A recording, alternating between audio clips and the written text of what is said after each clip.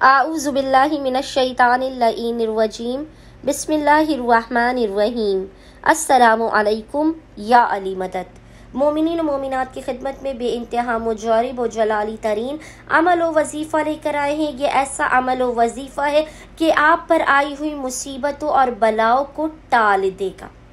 आपके घर में रिस्क व रोज़ी की बारिश हो जाएगी। आपका घर रिस्क के हलाल व कसीर से भर जाएगा। आपकी हर हाजत खुदावंद मुताल इस मुख्तसर तरीन और जलाली तरीन अमल के सदक़े में पूरी कर देगा। बेइंतहाई आसान तरीन वजीफ़ा अमल है। मोमिनीन इस वजीफ़े अमल को लाजमन करें। आपके रिस्क व रोज़ी में गैब से बरकत होगी। माली तंगदस्ती का खात्मा होगा। घरेलू नाचाकियों नाइत्तेफाकियों का खात्मा होगा और आपकी नामुमकिन तरीन हाजात कबूल व मकबूल कर दी जाएंगी।